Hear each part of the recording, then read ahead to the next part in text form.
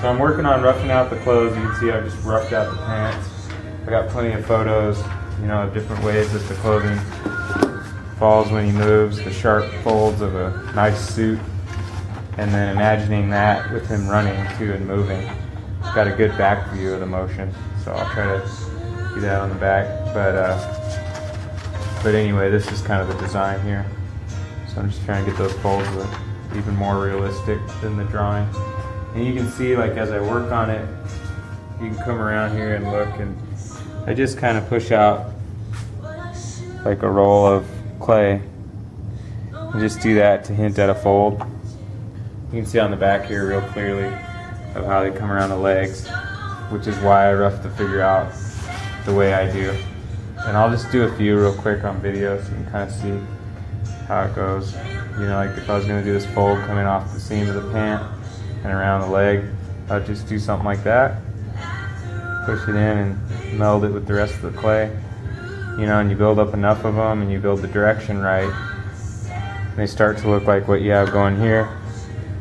And then eventually they mimic the real pants, or they mimic drapery.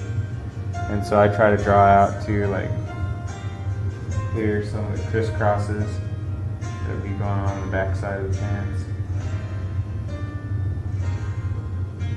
This is what I'm just seeing in the photos and working off of them. And so that makes it more realistic and makes everything work better and look better.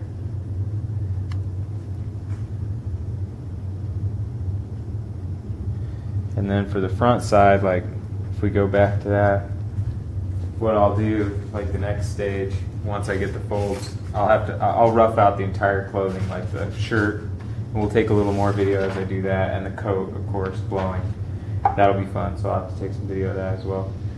But like once those are roughed out, then I can come in, and this tool has teeth on it, so it gives a little texture, and come over it with a little bit of texture, and that carves it back and helps me shape the folds in. And then after they're shaped in with texture too, it also kind of melds it unifies, I should say is a better word, it unifies the folds of clothing so that they fit the piece as clothing would, as an entire completed surface, rather than separate lines or tubes drawn onto the piece. So that's kind of where we'll go from there, you know, like on here, and I'll do the belt the same way, like if I'm roughing out the shirt, and you got to remember it's pressed against him because he's running.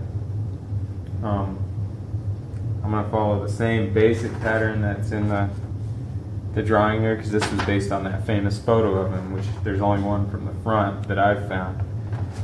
But I'll knock those in, you know, and first just rough in the direction. You know, this is good for all sculptors. Just get even drawing, you know, you just want to rough in the general basic shapes that are going on. Don't worry about detail. And I'll turn here because I don't want to be in the way, but I'm left-handed, so it kind of helps me. You don't want to worry about anything detailed or finished work yet. And I'm really all about detail, so it's not because I don't like detail, but you don't want to get too caught up in it, because you can make a lot of revisions really quick still. You know, as you're throwing in these folds and as you're throwing in the direction, if you like the direction, like I like this, I want it to come up at a diagonal. Diagonals are very dynamic in the design. And I want these things to come off the anatomy realistically, so I like what's going on. But there will be times when you're roughing in the drapery that you don't like what's going on, and then you can change it very quick. If you get caught up in the detail of it, you know, you waste the whole day detailing something that doesn't have the right structure, which happens to me too, so don't get distraught if you make that mistake. But I just think it's a lot more efficient and better to see the overall flow. That way you don't get caught up in the minutia before you've got the design right. There's plenty of time for the detail and minutia later.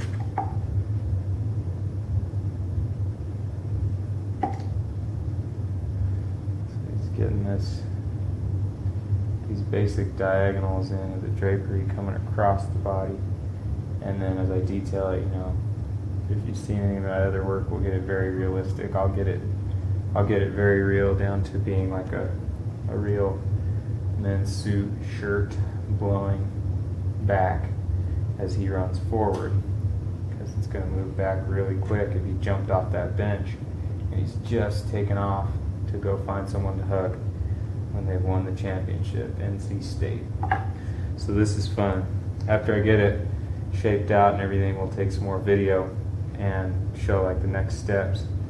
And we're going to do Jimmy V proud, man. He's going to have a great statue here of him in that moment, and that emotion.